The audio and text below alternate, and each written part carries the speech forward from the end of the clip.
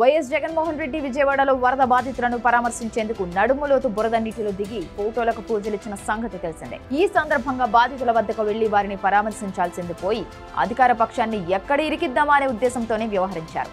ఆహారం, నీరు సక్రమంగా అందుతుందా అని ప్రజల నుంచి తెలుసుకొని ఒకవేళ తమకు ఏ సాయం అందడం లేదనుకుంటే అప్పుడు పాలకపక్షంపై విమర్శలు చేయొచ్చు. కానీ జగన్ మాత్రం బాధితుల వద్దకు వెళ్లి ప్రభుత్వం నుంచి ఏ సహకారం అందడం లేదు కదా, ఇంతవరకు మీకోసం ఎవరూ రాలేదు కదా అంటూ ప్రశ్నలు వేశారు. కనిపించిన ప్రతి వారిని ఇదే విధంగా జగన్ ప్రశ్నలు అడిగారు. దీనికి సంబంధించిన వీడియోలు కూడా వైరల్ అయ్యాయి. ఏమమ్మా, మీకు ప్రభుత్వం నుంచి సాయం అందుతుందా అని జగన్ విజయవాడలో సింగనగర్ లో పర్యటిస్తున్న సందర్భంగా ఓ మహిళను అడిగారు. దీంతో ఆమె జగన్ కు దిమ్మ తిరిగిపోయి సమాధానం చెప్పింది. ప్రతి ఇంటి దగ్గర పీకల్లోతు దాకా నీళ్లున్నాయని, వాళ్లైనా ప్రతి ఇంటికి ఎలా వస్తారని పరిస్థితులను అర్థం చేసుకుని మాట్లాడారు.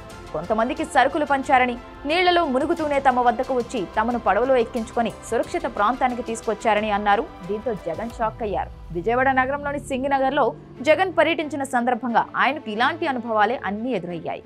ఇంకో మహిళ మాట్లాడుతూ తమకు ఆహారం సమయానికి అందుతుందని చెప్పారు. తిండి తినే విషయంలో అబద్ధాలు ఆడొద్దని, తమకు మాత్రం ఆహారం, మంచినీరు బాగానే అందుతుందని చెప్పుకొచ్చారు. దీంతో జగన్ కు కావలసిన సమాధానాలు ప్రజల నుంచి రాకపోయేసరికి ఆయన అవక్కవలసి వచ్చింది. అయినప్పటికీ తాను ముందుగా అనుకున్న స్క్రిప్ట్ ను జగన్ మీడియా ముందు అప్పచెప్పేశారు. విజయవాడలో వరద ముంపునకు మానవ తప్పిదమే కారణమని అర్థం లేకుండా ఆరోపణలు చేశారు. ముంపు ప్రాంతాలకు హెచ్చరికలు చేయలేదు.